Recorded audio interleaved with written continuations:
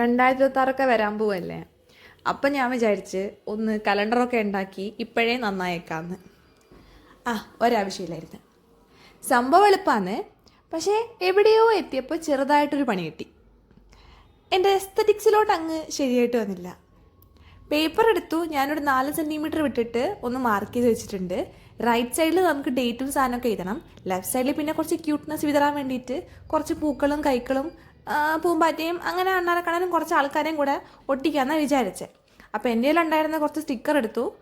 അറഞ്ചും പുറഞ്ചും എല്ലാം എടുത്ത് ഒട്ടിച്ചു. കണ്ടില്ലേ എന്താ ഭംഗി, എന്താ ക്യൂട്ട്നെസ്.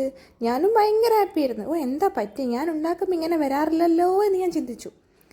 അപ്പോഴാണ് ഐസ്ക്രീം സ്റ്റിക്ക് എടുത്തത്. പിന്നെ അങ്ങോട്ട് നിങ്ങൾ തന്നെ കണ്ടോ, സ്റ്റിക്ക് എടുത്തു. 2 എണ്ണം വീതം ഒട്ടിച്ചു. എന്നിട്ട് 3 എണ്ണം വെച്ച് വീണ്ടും ഒട്ടിച്ചു, ഒരു ബേസിന് വേണ്ടിയിട്ടാണ്. പിന്നെ വേറൊരു സ്റ്റിക്ക് എടുത്തിട്ട് അതിൻ്റെ അടിഭാഗം ഒന്ന് കട്ട് ചെയ്തിട്ട് അതും ഒട്ടിച്ചു. അതിൻ്റെ ടോപ്പിൽ നമ്മൾ 2 ഹോൾ ഇട്ടിട്ടുണ്ട്. അതിലെയാണ് നമ്മൾ സ്ക്യൂവർ കയറ്റാൻ പോണത്.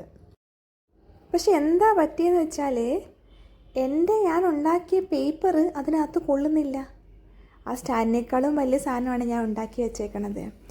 പക്ഷെ ഞാൻ തളരില്ല, ഞാൻ വീണ്ടും ഉണ്ടാക്കി. എന്നിട്ട് എങ്ങനെയോ ഈ കോളത്തിലാക്കി വെച്ചു. അപ്പോൾ നിങ്ങളെന്താ ശ്രദ്ധിക്കേണ്ടതെന്ന് വെച്ചാൽ ആദ്യം സ്റ്റാൻഡ് ഉണ്ടാക്കി അളവെടുത്തിട്ട് വേണം പേപ്പർ വെട്ടാൻ. എന്നാൽ ശരി, പിന്നെ വരാം. ബൈ.